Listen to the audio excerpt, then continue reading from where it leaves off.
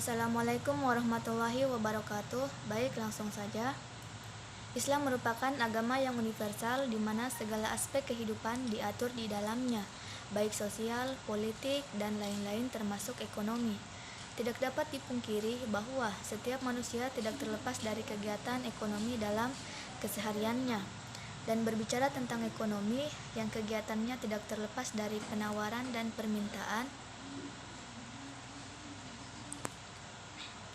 antara pembeli dan penjual, Islam mengaturnya untuk berakhlak dalam melaksanakan kegiatan ekonomi tersebut. Pakar ekonomi Islam terbagi dalam 3 mazhab.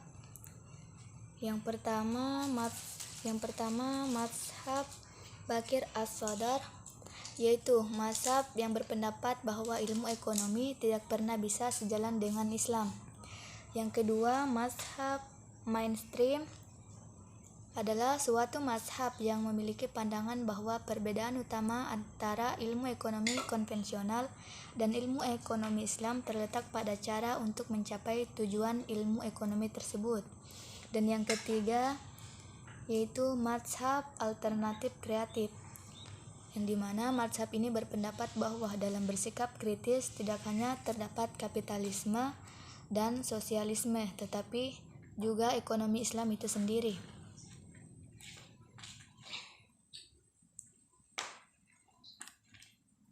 Dari ketiga prinsip tersebut membentuk keseluruhan kerangka ekonomi Islam yang jika diibaratkan seperti sebuah bangunan, akhlak menjadi atap dalam bangunan ekonomi Islam. Selanjutnya pembahasan utama. Yang pertama itu nilai-nilai universal yang baik dalam ekonomi Islam. Ada 5. Yang pertama tauhid, yang kedua keadilan, yang ketiga nubuwah atau kenabian, yang keempat khalifah atau pemerintah, dan yang kelima ma'ad atau hasil. Langsung saja pada pembahasannya. Nilai yang pertama yaitu tauhid. Tauhid merupakan pondasi dari ajaran Islam. Dengan tauhid, manusia bersaksi bahwa Allah lah satu-satunya pencipta alam semesta dan seisinya sekaligus pemiliknya, termasuk manusia dan seluruh sumber daya yang ada. Dalam Islam, segala sesuatu yang ada tidak diciptakan dengan sia-sia, namun memiliki tujuan. Oleh karena itu, manusia sebagai makhluk yang Allah ciptakan paling sempurna diberi amanah olehnya untuk memanfaatkan sumber daya yang ada dengan sebaik-baiknya. Dan tujuan diciptakannya makhluk adalah untuk beribadah kepadanya. Karena itu, segala aktivitas manusia yang berhubungan dengan alam dan manusia dibingkai dengan kerangka hubungan dengan Allah, karena kepadanya kita akan mempertanggungjawabkan segala perbuatan kita, termasuk aktivitas ekonomi. Nilai kedua yaitu adil atau keadilan. Manusia sebagai khalifah di muka bumi harus memelihara hukum Allah dan menjamin bahwa sumber daya digunakan untuk kesejahteraan manusia. Dalam Islam, adil didefinisikan sebagai tidak menzolimi dan tidak dizolimi. Dalam kegiatan ekonomi, pelaku ekonomi tidak diperbolehkan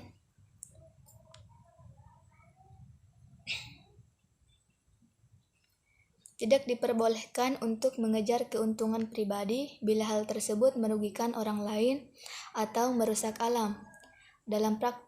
Contohnya dalam praktik perbankan syariah, ada akad mudharabah, yaitu akad antara pemilik modal dan mudharib yang meminjam, di mana modal 100% dari pemilik modal dan yang mengelolanya adalah mudharib, dan keuntungan dibagi sesuai dengan nishab bagi hasil yang telah disepakati oleh kedua belah pihak, sedangkan kerugian ditanggung oleh pemilik modal. Namun, bila kerugian yang dialami disebabkan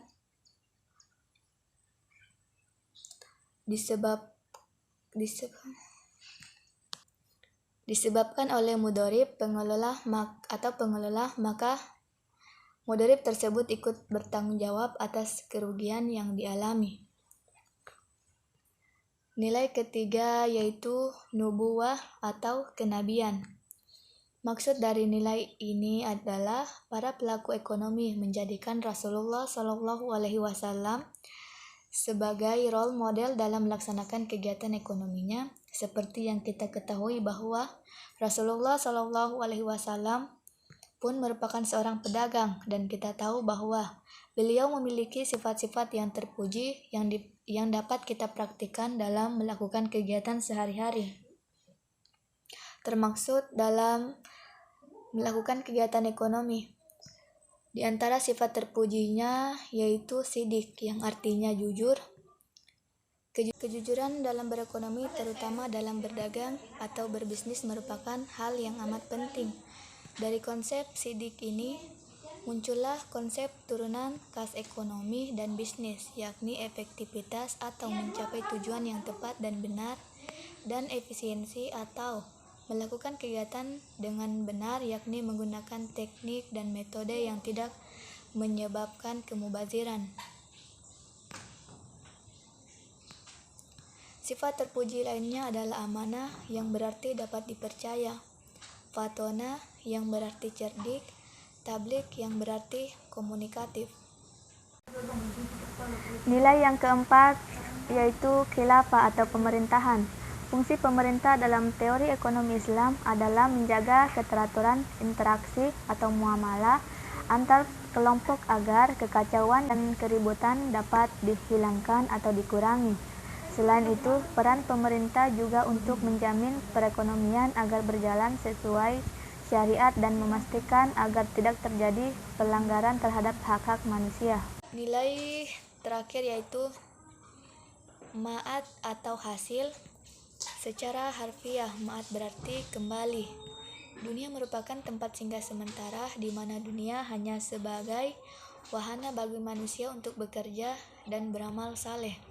Oleh karena itu, kita semua akan kembali kepadanya. Maka orientasi dalam berekonomi dan berbisnis bukanlah motivasi untuk mendapatkan laba di dunia, akan tetapi laba dunia dan juga laba akhirat. Dari kelima nilai-nilai universal dalam teori ekonomi Islam yang sudah disebutkan tadi, dapat diketahui bahwa ekonomi Islam sebenarnya tidak hanya untuk umat Islam saja, tetapi bisa dipraktikkan untuk semua orang.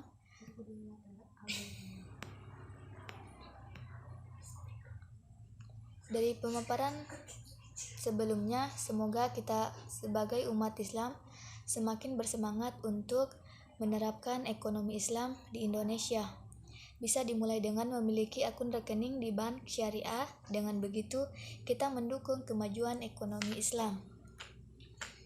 Pembahasan selanjutnya mengenai nilai-nilai buruk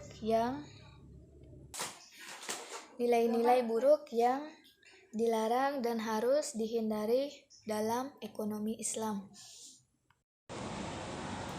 Nilai yang pertama yaitu maisir. Artinya semua bentuk perpindahan harta ataupun barang dari satu pihak kepada pihak lain tanpa melalui jalur akad yang telah digariskan syariah, namun perpindahan itu terjadi melalui permainan seperti taruhan uang pada permainan kartu dan seumpamanya. Mengapa dilarang? Karena yang pertama, permainan bukan cara untuk mendapatkan harta atau keuntungan. Yang kedua, menghilangkan keridhaan dan menimbulkan kebencian atau dendam. Yang ketiga, tidak sesuai dengan fitrah insani yang berakal dan disuruh bekerja untuk dunia dan akhirat. Maisir sering dikenal dengan perjudian karena dalam praktik perjudian seseorang dapat memperoleh keuntungan dengan cara mudah. Dalam perjudian, seseorang dalam kondisi bisa untung atau bisa rugi. Judi dilarang dalam praktik keuangan Islam sebagaimana yang disebutkan dalam firman Allah sebagai berikut. Mereka bertanya kepadamu tentang khamar dan judi. Katakanlah pada keduanya itu terdapat dosa besar dan beberapa manfaat bagi manusia. tetapi dosa keduanya lebih besar dari manfaatnya. Quran Surah Al-Baqarah ayat 219. Nilai yang kedua yaitu gharar atau takrir. Takrir dalam bahasa Arab gharar yang berarti akibat, bencana, bahaya, resiko, dan ketidakpastian. Dalam istilah fikih muamalah, takrir berarti melakukan sesuatu secara membabi buta tanpa pengetahuan yang mencukupi, atau mengambil resiko sendiri dari suatu perbuatan yang mengandung resiko tanpa mengetahui dengan persis akibatnya, atau memasuki kancah resiko tanpa memikirkan konsekuensinya. Menurut Ibnu Taimiyah, gharar terjadi bila seseorang tidak tahu apa yang tersimpan bagi dirinya pada akhir suatu kegiatan jual beli. Oleh karena itu, Islam mensyaratkan beberapa syarat sahnya jual beli yang tanpanya jual beli dan kontrak menjadi rusak. Di antara syarat-syarat tersebut adalah timbangan yang jelas atau diketahui dengan jelas berat jenis yang ditimbang. Yang kedua, barang dan harga yang jelas dan dimaklumi, atau tidak boleh harga yang majhul atau tidak diketahui ketika beli. Yang ketiga, mempunyai tempo tangguh yang dimaklumi. Yang keempat, ridho kedua belah pihak terhadap bisnis yang dijalankan. Nilai yang ketiga yaitu bai al-mutar adalah jual beli dan pertukaran di mana salah satu pihak dalam keadaan sangat memerlukan, in the state of emergency, sehingga sangat mungkin terjadi eksploitasi oleh pihak yang kuat sehingga terjadi transaksi yang hanya menguntungkan sebelah pihak dan merugikan pihak lainnya. Selanjutnya nilai yang keempat yaitu ikrah, yaitu segala bentuk tekanan dan pemaksaan dari salah satu pihak untuk melakukan suatu akad tertentu sehingga menghapus komponen mutual free consent. Jika pemaksaan dapat berupa ancaman fisik atau memanfaatkan keadaan seseorang yang sedang butuh. Imam Ibnu Taimiyah radhiyallahu anhu mengatakan bahwa dalam keadaan darurat, seseorang yang memiliki stok barang yang dibutuhkan orang banyak harus diperintahkan untuk menjualnya dengan harga pasar. Jika dia enggan melakukannya, pihak berkuasa dapat memaksanya untuk melakukan hal tersebut demi menyelamatkan nyawa orang banyak. Nilai yang kelima yaitu ihtikar. Ihtikar adalah menumpuk-numpuk barang ataupun jasa yang diperlukan masyarakat dan kemudian si pelaku mengeluarkannya sedikit demi sedikit dengan harga jual yang lebih mahal dari harga biasanya dengan tujuan untuk mendapatkan keuntungan yang lebih cepat dan banyak. Para ulama tidak membatasi jenis barang dan jasa yang ditumpuk tersebut asalkan itu termasuk dalam kebutuhan esensial, maka ihtikar adalah dilarang. Rasulullah Shallallahu Alaihi Wasallam bersabda, barang siapa yang menimbun barang dan jasa kebutuhan pokok, maka telah melakukan suatu kesalahan. Ihtikar ini biasanya dilakukan dengan membuat entry barrier atau hambatan masuk pasar, yakni menghambat produsen atau penjual lain masuk ke pasar agar ia menjadi pemain tunggal di pasar atau monopoli. Kemudian mengupayakan adanya kelangkaan barang dengan cara menimbun stok atau persediaan sehingga terjadi kenaikan harga yang cukup tajam di pasar. Sebagai contoh, misalnya ketika akan dirumorkan oleh pemerintah bahwa tarif BBM akan dinaikkan, maka marak terjadinya penimbunan BBM oleh para penjual nakal. Hal ini mereka lakukan agar dapat menjual BBM dengan tarif yang sudah dinaikkan sehingga mereka mendapatkan keuntungan yang lebih besar.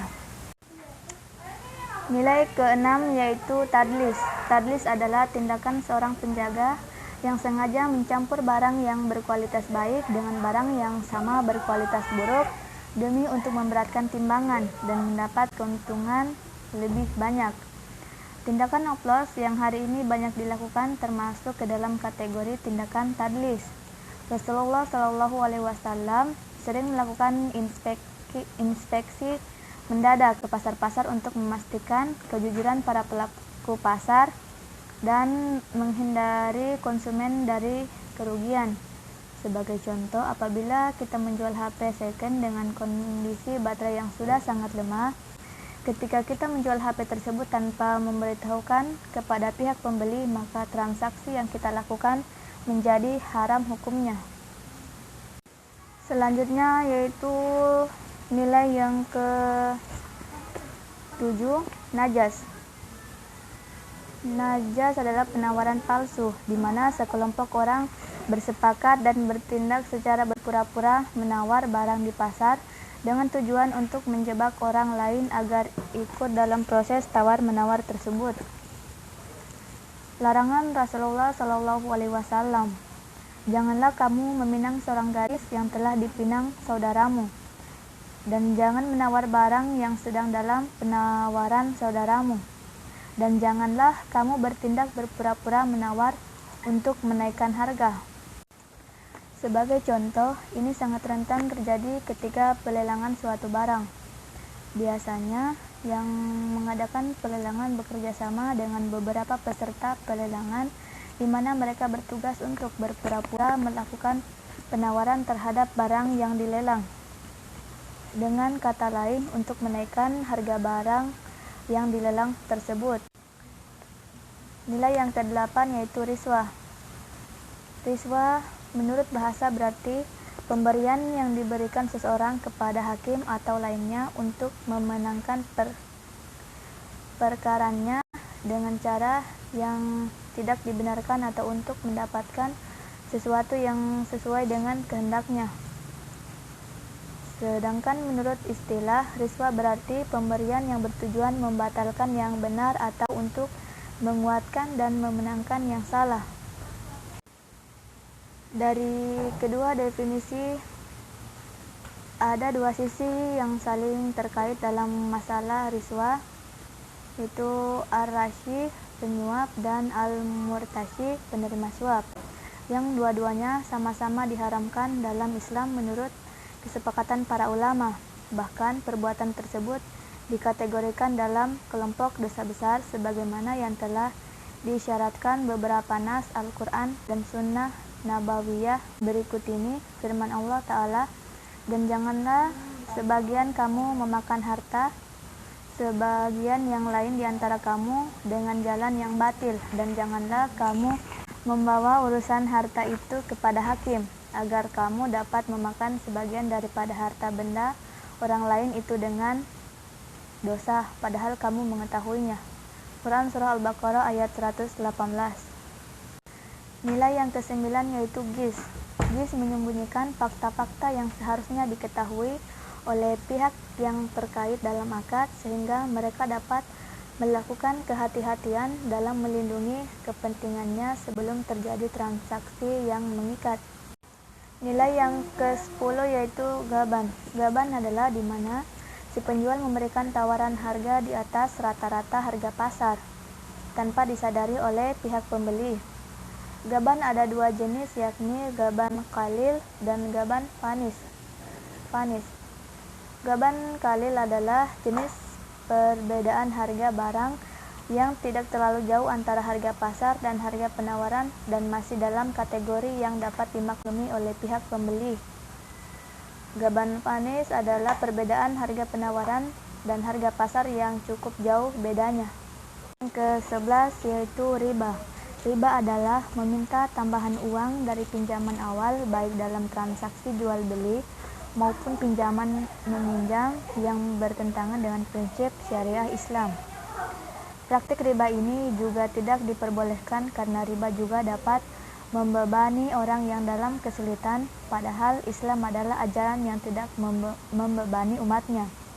Islam juga menjelaskan bahwa suatu yang didapatkan tidak sesuai dengan ajaran Islam itu haram. Jenis riba yang pertama, riba qard, artinya penambahan suatu manfaat dengan jumlah tertentu yang disyaratkan terhadap yang berutang. Yang kedua, riba jahiliyah, yaitu penambahan jumlah hutang dari jumlah pokok yang dipinjam dikarenakan si peminjam tidak mampu membayar utang tepat pada waktunya. Yang ketiga yaitu riba fadl, yang artinya penambahan manfaat dari pertukaran antar barang yang sejenis karena kadar atau takaran yang berbeda, baik tas, jumlah, maupun berat dan ukuran dari kedua barang yang dipertukarkan tersebut. Yang keempat yaitu riba nasiah, artinya penambahan manfaat karena penangguhan, penyerahan atau penerimaan suatu barang yang dipertukar